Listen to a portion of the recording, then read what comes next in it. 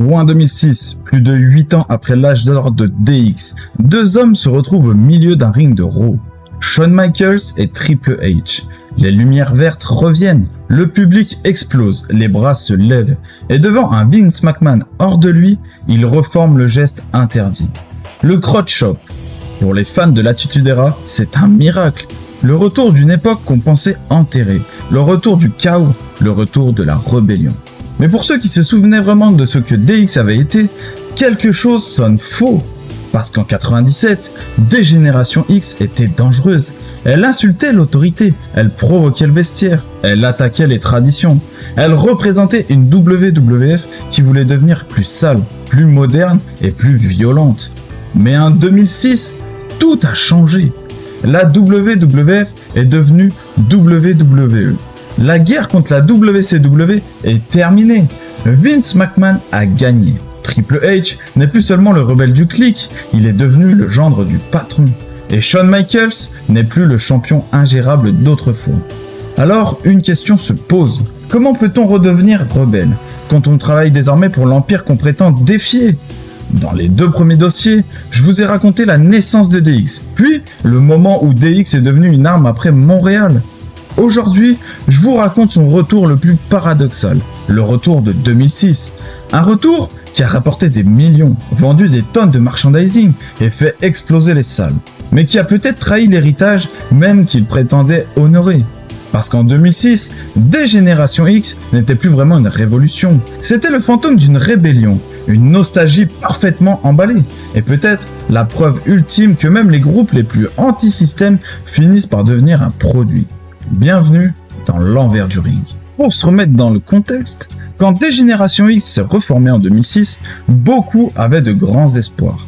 Shawn Michaels et Triple H étaient les pionniers originels de l'Attitude Era, ceux qui avaient tracé la ligne. En 1997 et début 98, la DX était le groupe le plus subversif de la télévision. Ils brisaient les règles, brisaient le kayfabe, brisaient tout ce qu'on leur disait de respecter. Mais en 2006, tout avait changé. Le paysage de la WWE n'avait plus rien à voir avec celui de 97. La guerre des Monday Night Wars était terminée depuis longtemps. La WCW était morte et enterrée. La concurrence qui avait forcé Vince McMahon à pousser les limites n'existait plus. Et surtout, les hommes eux-mêmes avaient changé. Triple H était désormais marié à Stephanie McMahon. Il faisait partie de la famille McMahon. L'homme qui incarnait la rébellion anti-establishment était désormais l'établishment lui-même. Et Shawn Michaels, il avait trouvé Dieu. Le Heartbreak Kid, celui qui avait vanté sa vie de débauche, celui qui avait posé nu dans des magazines, celui qui était la définition même du Degenerated, était devenu un homme de foi, un père de famille et un homme apaisé. Les fans, eux, s'accrochaient à l'espoir. Ils voulaient revoir la DX de 97, anarchique, dangereuse, imprévisible. Mais la réalité est autre. C'est que les deux hommes qui se tenaient devant eux en 2006 n'étaient plus les mêmes. La WWE allait traire cet espoir jusqu'à la dernière goutte. Avant d'aller plus loin, il faut comprendre pourquoi cette réunion n'avait pas eu lieu plus tôt. Entre 2002 et 2004, Shawn Michaels et Triple H ont eu une rivalité d'une qualité exceptionnelle. HBK faisait le babyface. Triple H était heel. Leurs matchs étaient de véritables classiques, des combats qui resteront dans l'histoire. Triple H a détruit Shawn dans des matchs brutaux. Et Shawn a toujours trouvé le moyen de revenir. Cette rivalité était si bonne qu'elle a occupé les deux hommes pendant des mois, rendant une réunion DX prématurée, voire impossible. Les graines de la réunion DX ont été plantées à WrestleMania 22, le 2 avril 2006. Ce soir-là, deux moments séparés allaient mettre le feu aux poudres. Shawn Michaels affrontait Vince McMahon dans un match No Holds Barred. La rivalité avait commencé parce que Shawn avait dit à Vince de grandir et de passer à autre chose. Bien sûr, en référence à l'incident du Survivor Series de 97, le fameux Montreal Screwjob. Vince, évidemment, n'avait pas pris ça très bien. Pendant le match, en haut d'une échelle, Shawn Michaels a exécuté le DX Crotch Chop, le geste classique, hors de nulle part. La foule a explosé. Shawn n'avait pas exécuté le Crotch Chop pendant tout son retour depuis 2002. 4 ans sans ce geste. Et ce soir-là, à WrestleMania, devant 70 000 personnes, il le sortait comme si 97 n'avait jamais disparu. Les fans étaient en délire. Mais ce n'était pas tout. Plus tard dans la soirée, Triple H affrontait John Cena pour le titre WWE. Et pendant ce match, Triple H, qui était toujours heel à ce moment-là, a également exécuté ce geste. Les fans étaient déjà dans son coin pendant le match, mais ce geste a fait parler le monde entier. Pourquoi HBK et Hunter faisaient-ils ça dans des matchs séparés et le même soir? Le Raw suivant n'a donné aucun indice. Les choses continuaient comme si de rien n'était. Shawn était toujours babyface dans sa rivalité avec Vince McMahon. Triple H continuait à travailler comme heel. Rien, silence radio. C'est alors que nous sommes le 10 avril, à Raw. Vince et Shane McMahon sont allés à l'église pour se moquer de Shawn Michaels. Littéralement. Ils sont entrés dans une église en plein show et Vince a fait un sermon parodique. C'était une promo pour leur match à Backlash où Shawn devait faire équipe avec Dieu. Oui, vous avez bien entendu, Shawn Michaels c'est Dieu contre Vince et Shane McMahon à Backlash en 2006. Cette séquence avec Shane et Vince à l'église était brillante. Si vous ne l'avez jamais vue, allez la chercher. Shane, qui ne reçoit jamais assez de crédit, jouait parfaitement le rôle du fils qui sait que son père a perdu la tête mais qui est obligé de suivre. Il secouait la tête avec incrédulité. C'était un acte d'équilibriste entre le drame et la comédie. À Backlash, Triple H était lui dans un match triple menace pour le titre de la WWE contre Edge et John Cena. Shawn, de son côté, affrontait les McMahon. Le match HBK et Dieu contre les McMahon a été laminé par les critiques. Les gens l'ont appelé stupide, idiot, une insulte. Et oui, c'était stupide, mais c'était le but. C'était conçu comme une blague. Ce qui me surprend encore aujourd'hui, c'est le nombre de personnes qui prennent la haute route morale avec ce segment. C'était de la comédie absurde. Le travail de Vince McMahon pendant toute cette storyline était excellent. Et Shawn Michaels, si ses croyances étaient vraiment moquées, il l'aurait refusé. HBK avait le pouvoir de dire non. Et il a dit oui, point final.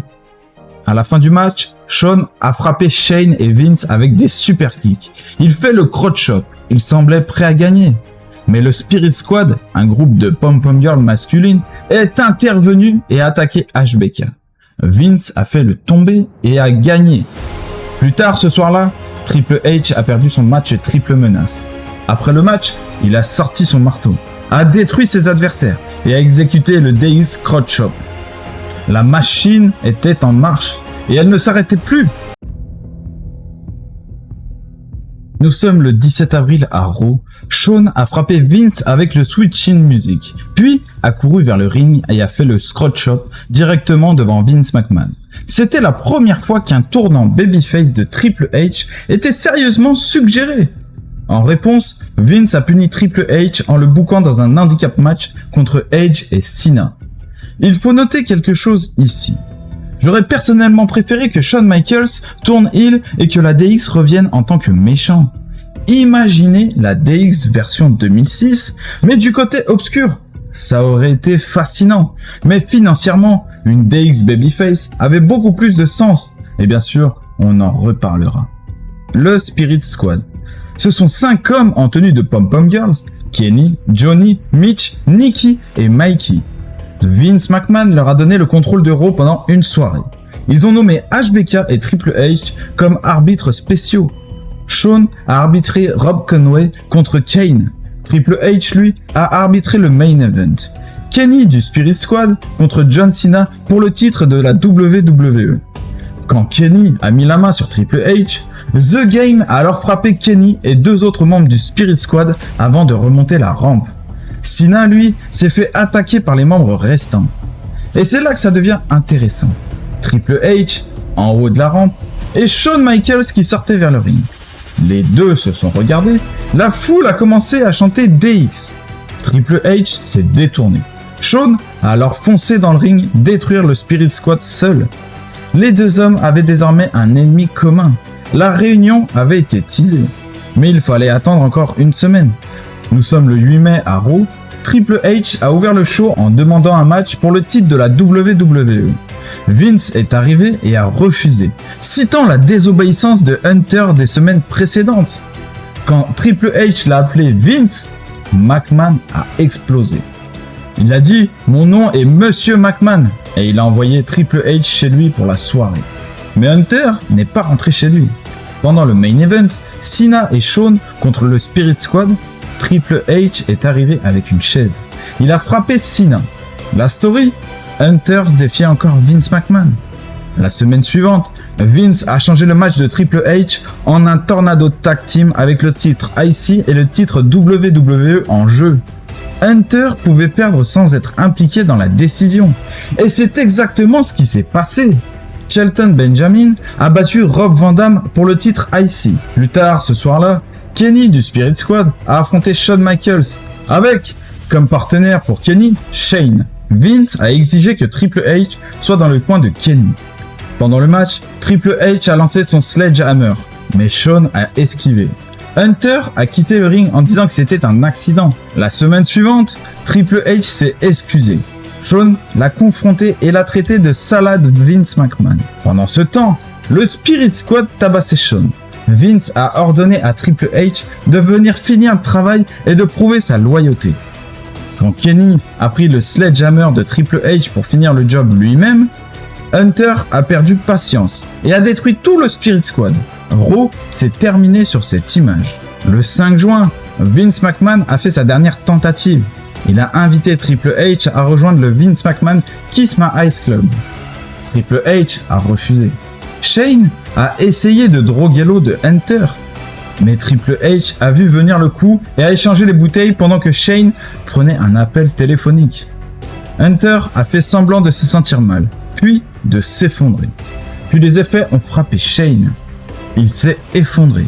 Triple H s'est relevé et a porté le pedigree sur Vince McMahon. C'était une séquence magnifique. Le jeu d'acteur de Shane était excellent. Et maintenant, Triple H avait humilié Vince McMahon.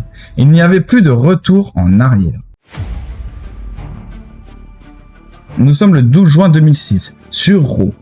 La Dégénération X est officiellement reformée. Triple H avait été booké dans un gauntlet match contre le Spirit Squad au complet. Vince McMahon regardait depuis la scène.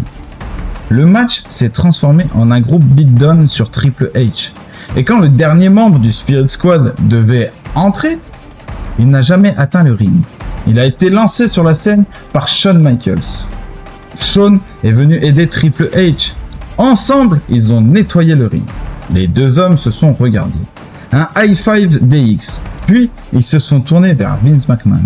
Et là, le geste, le fameux geste, le crotch chop devant Vince, devant le monde entier. DX était de retour. Le nouvel ennemi, c'était Vince McMahon. Et à partir de cette nuit-là, DX allait jouer un rôle central sur Raw pendant des mois. Et nous voilà le 19 juin à Raw. Vince a déclaré qu'il détruirait DX. Mais avant qu'il puisse faire quoi que ce soit, les pranks ont commencé. Vince est entré dans le ring, mais a dû en sortir immédiatement. Shawn lui a dit que Stephanie était en train d'accoucher. Le coach a pris le contrôle de Raw pour la soirée. Stephanie n'était évidemment pas en train d'accoucher.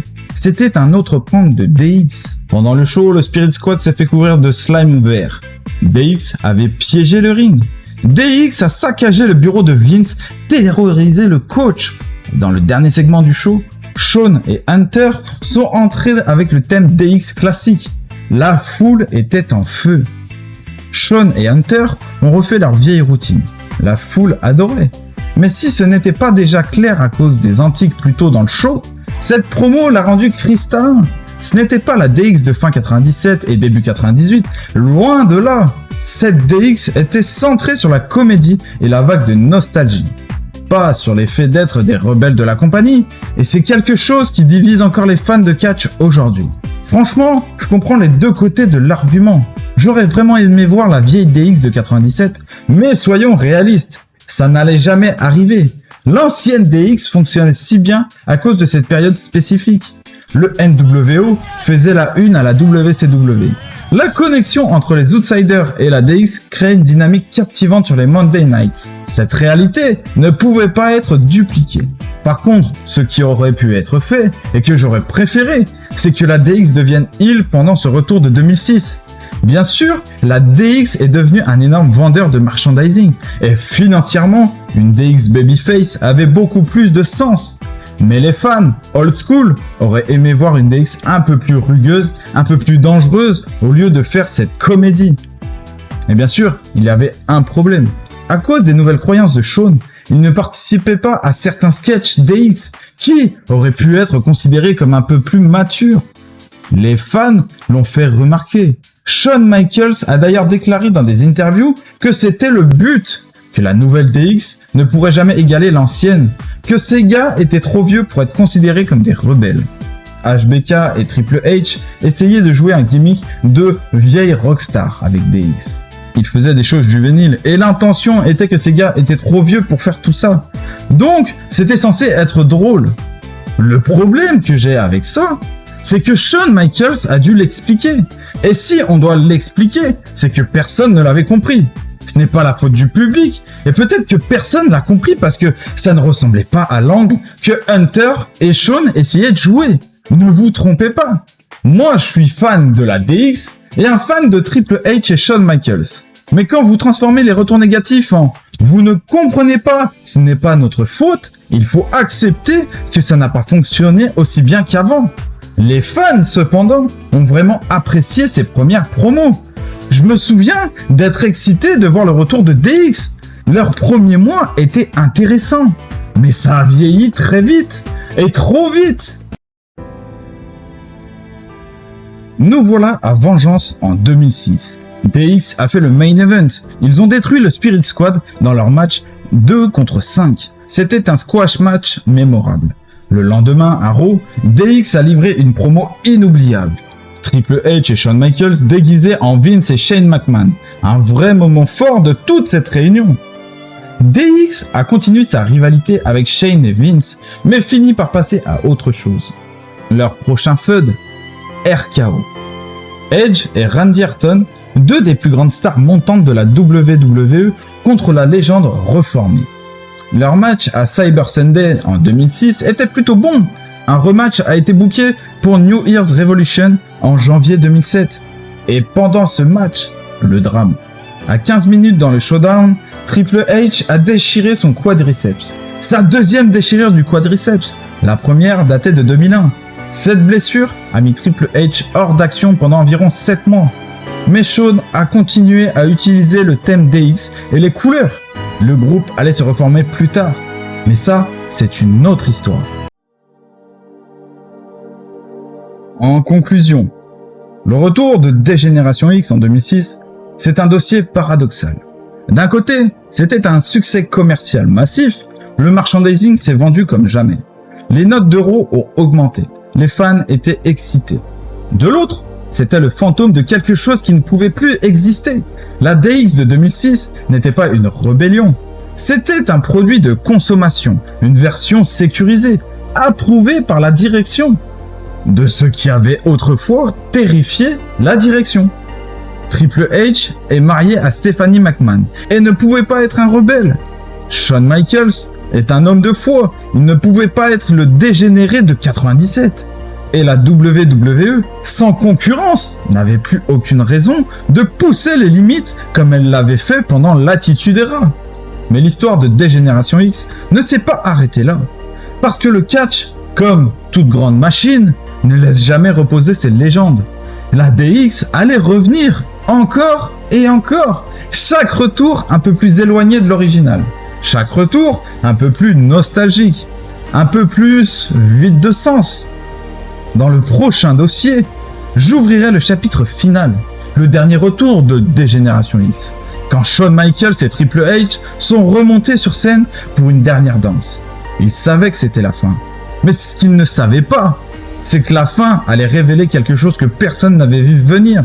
Le dernier secret de la DX, l'histoire que la WWE n'a jamais voulu raconter.